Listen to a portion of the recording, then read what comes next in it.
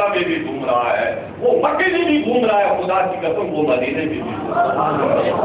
حضور اکرم صلی اللہ علیہ وسلم کے دین کی اشاعت جس طریقے سے اس شخص نے کی ہے اور اس شخصیت نے کی ہے، پاکستان کے جتنے لوگ ہیں، افغانستان کے جتنے لوگ ہیں، ان کے لیے یہ مشعل راہ ہے کہ کس طریقے سے انہوں نے سارے کام کیے اپنی زندگی میں۔ انہوں نے علم بھی پڑھا، انہوں نے ماں باپ کی خدمت بھی کی، اساتذہ کی بھی خدمت کی، اپنے شیوخ کی بھی خدمت کی، اور اس طریقے سے اللہ کے دین کی بھی خدمت کی، اور جو ان کے پاس زیادہ تھا اس کو، ان کے پاس جو کچھ ہوتا تھا وہ اس کو پیش کر دیتے۔ ایک دفعہ ہم گئے، رات کو رہے، صبح نماز ہوئی تو میں نے اپنے دوست سے کہا کہ آپ اجازت مانگے اور چلے آگے بڑھے۔ تو وہ مجھے کہنے لگے ذرا چپ رہو، کچھ حضرت صاحب کچھ کہنا چاہتے ہیں۔ تو اتنے میں حضرت صاحب نے فرمایا کہ ہمارے پاس رات کو لکڑیاں نہیں تھی آگ جلانے کے لیے، تو ہم نے کھانا تم کو بعد سے لا کے کھلایا۔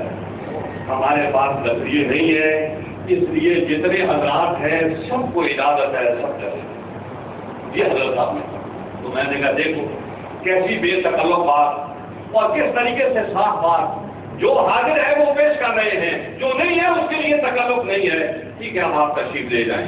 حضرات گرامی، یہ سادگی، یہ اصل چیز یہ ہوتی ہے۔ حضرت سیدنا پیر شاہ صاحب رحمۃ اللہ تعالی علیہ فرماتے ہیں کہ جب ہمیں حکم ہوا لوگوں کو روٹی کھلاؤ، تو اس بات کا حکم ہوا کہ لوگوں کو 2 روٹی ہر آدمی کو اور دال جو ہے وہ اس کو پیش کرو۔ تو ہم اس پر معمور ہیں۔ تو وہ کب زمانہ گزر گیا، حضرت پیر میرے شاہ صاحب نے اس کام کو شروع کیا تھا، 100 سال سے زیادہ ہو چکا ہے، آج بھی وہ کام اسی طریقے سے چل رہا ہے۔ تو 100 آدمی آئے، 1000 آدمی آئے، 10,000 آدمی 1 گھنٹہ پہلے آ جائیں، ان سب کو جو کھانا لنگر گیا تو سب کو دستیاب ہوگا، سب کو۔ تو حضرات گرامی، حضرات صوفیاء کرام اس بات کا بہت خیال رکھتے تھے کہ لوگوں کا خیال رکھا جائے، خلق خدا کی خدمت کی جائے اور اس سے محبت کی جائے، اور وہ دل کی گہرائیوں سے اس مخلوق سے محبت کرتے تھے۔ اس لیے کہ ارحموا من فی الارض یرحمکم من فی السماء، تو زمین والوں پر رحم کر، وہ عرش بری والا تیرے اوپر رحم کرے۔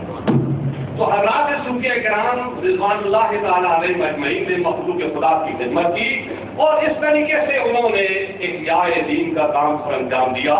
میں حضرت پیر میر علی شاہ صاحب رحمۃ اللہ تعالی علیہ کی زندگی کی طرف دیکھتا ہوں کہ علماء بیٹھے ہیں، وہ کنز و ہدایہ پڑھا رہے ہیں، خود آپ بیٹھے ہیں حدود الحکم پڑھا رہے ہیں، حکیم صاحب بیٹھے ہیں بیماروں کو دوا دے رہے ہیں، اور اس طریقے سے اور کئی لوگ وہاں کئی شعبوں کے بیٹھے ہوئے ہیں۔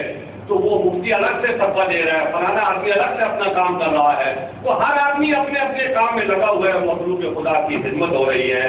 تو تصوف کا یہ اہم شعبہ ہے کہ بتسبیح مسجدہ و دلق دے، کہ آپ یہ سوچ دو کہ تصوف یہ ہے کہ تسبیح ہاتھ میں پکڑ لو، نہیں، تسبیح ہاتھ میں پکڑنا نہیں ہے، بلکہ اس تسبیح سے کام لینا ہے اور خلق خدا کی خدمت کرنی ہے۔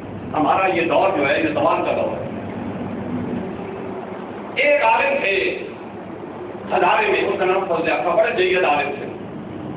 وہ کہتے ہیں میں نے حضرت پیر شاہ صاحب کی شور سنی، لوگوں سے لوگ ذکر کرتے ہیں بڑے عالم، اور میں کہتا ہوں چھوڑو، کوئی عالم نہیں ہے، کوئی صوفی نہیں ہے، جو کریمے کا سبق پڑھانے لگے وہ اپنے آپ کو عالم کہنے لگتا ہے، اور جو تسبیح ہاتھ میں لے لے وہ صوفی ہونے لگتا ہے۔ تو اس لیے کوئی نہیں، لیکن لوگوں کی آوازیں اتنی میرے کان میں پڑی کہ میں مجبور ہو گیا ان سے ملاقات کی۔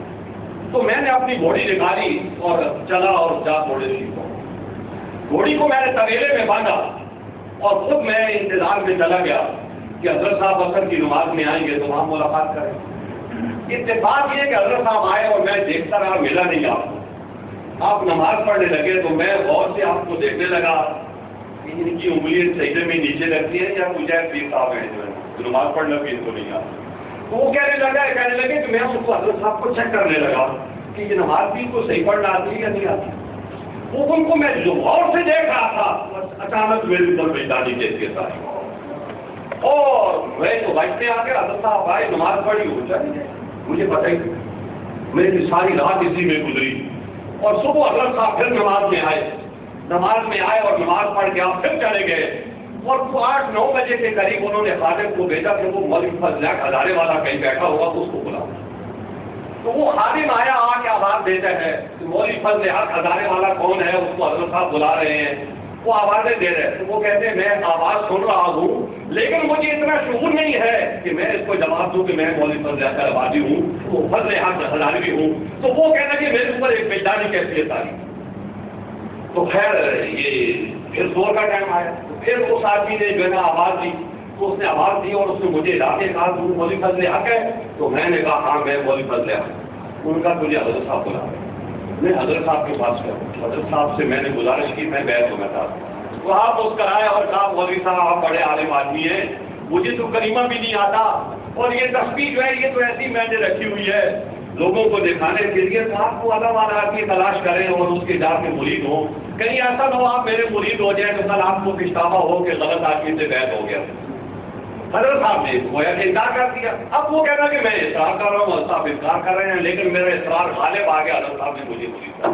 تو میں آپ سے یہ بات کہنا چاہتا ہوں کہ ہم جس دور میں ہیں وہ سوال کا دور ہے، وہ طاقت بری کا دور ہمارا نہیں ہے، سوال کا دور ہے، عروج کا دور نہیں ہے۔ لیکن حضرت اخوندزادہ صاحب رحمۃ اللہ تعالی علیہ نے اس دور کو پلٹا ہے اور اس کو بدلنے کی انہوں نے بھرپور کوشش کی ہے۔ اب آدمی کو جگہ جگہ اللہ والے دیکھنے کے لیے بھی مل جاتے ہیں، اور کوئی تربیت حاصل کرنا چاہے تو اس کو بھی مل جاتے ہیں۔ اللہ جل جلالہ ہمیں اس بات کی توفیق عطا فرمائے کہ ہم ان کے فیوضات سے بھرپور طریقے سے استفادہ کریں۔ حضرات گرامی میں نے آیت کریمہ پڑھی تھی کہ اللہ علیہ حضرت یوسف علیہ السلام کے بھائیوں نے جب حضرت یوسف علیہ السلام کے مراتب دیکھے، ان کے درجات دیکھے، تو اپنے بھائی سے کہا قسم خدا کی اللہ نے آپ کو ہم پر برتری دی۔ حضرات گرامی میں آج یہی بات کہتا ہوں، ہمارے اثر میں تصوف میں حضرت اخوندزادہ صاحب رحمۃ اللہ تعالی علیہ کو جو برتری حاصل تھی ہم اس کا بھرپور طریقے سے اعتراف کرتے ہیں، اور ہم کوشش کرتے ہیں اور کوشش کرتے رہیں گے کہ ہم ان کی ذات سے استفادہ کرتے رہیں۔ اہل اللہ فوت نہیں ہوتے، بل ينتقلون من دار الى دار، وہ ایک گھر سے دوسرے گھر منتقل ہو جاتے ہیں۔ حضرت اخوندزادہ صاحب اس ذہنی زندگی سے باطنی زندگی میں منتقل ہو گئے ہیں، جو برزخی زندگی ہے، تو وہ ہم سے غافل نہیں ہیں، لیکن شرط یہ ہے کہ ہمارے اندر اخلاص موجود ہو۔ یہ حضرات گرامی ہیں، ہمارے حضرت مولانا احمد شہیدی صاحب، یہ ہمارے بزرگ ہیں جن کے شعروں کے اوپر آپ کو وجد آ رہا ہے، کس گہرائی سے، کس دل کی محبت سے انہوں نے اپنے شیخ کے بارے میں یہ شعر کہے ہیں۔ ہمارے صوفی نثار الحق صاحب ہیں، اللہ جل جلالہ ان کو صحت و عافیت عطا فرمائے، ان کا سایہ سلامت رکھے، ان کے سلسلے کو برکت دے اور نصرت دے، اور دوسرے جو حضرت صاحب کے خلفاء ہیں سب کو اللہ تعالیٰ برکتیں دے، نصرت دے، اور یہ توفیق عطا فرمائے کہ حضرت صاحب کا جو حقیقی مشن تھا تصوف کے حوالے سے وہ اس کو آگے بڑھائے۔ حضرات گرامی آپ جانتے ہیں کہ ہمارے حضرت صاحب ذرا مزاج کے سخت تھے، تو جو بدباطن ہوتا تھا اس کے ساتھ وہ سختی کا مظاہرہ کرتے تھے، یہ ہمارے صاحب کا طریقہ تھا۔ آپ یہ بات جانتے ہیں کہ آج کے دور میں مغرب کس طریقے سے حضور اکرم صلی اللہ علیہ وسلم کی توہین اور تنقید کر رہا ہے۔ کبھی آپ کا کوئی سا خاکہ بنا رہا ہے، کبھی آپ کا کوئی سے خاکہ بنا رہا ہے، تو مغرب ہمارا امتحان کر لیتا ہے کہ مسلمانوں کے اندر غیرت موجود ہے، کیا آپ نے نبی کی عزت پر کٹ مرنے کا جذبہ ان کے اندر موجود ہے؟ اس لیے وقتاً فوقتاً وہ اس کام میں لگے رہتے ہیں۔ ہمارے مولانا شیخ محمد صاحب اس کام میں لگے ہوئے ہیں، اللہ جل جلالہ ان کو توفیق عطا فرمائے کہ وہ زیادہ سے زیادہ اپنے غم و غصے کا اظہار کرتے ہیں اور لوگوں کو بھی اس کی دعوت دیتے ہیں۔ ہم ان کے لیے بھی دعا گو ہیں، اللہ جل جلالہ ان کے اس کام میں برکت دے اور مسلمانوں کو ہوش و خیرت دے اور اپنے نبی کی عزت اور ناموس پر کٹ مرنے کا جذبہ دے۔ اے اللہ تعالیٰ ہم سب مسلمانوں کو اس بات کی توفیق عطا فرما۔ وآخر دعوانا الحمدللہ۔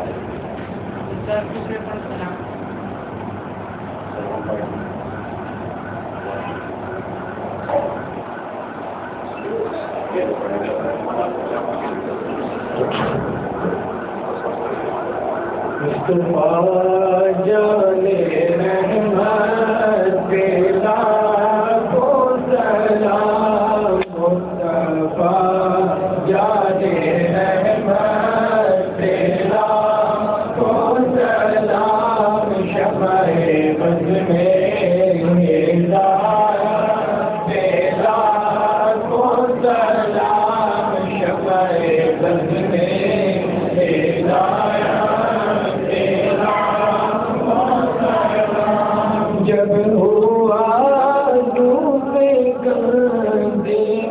دنیا کا جان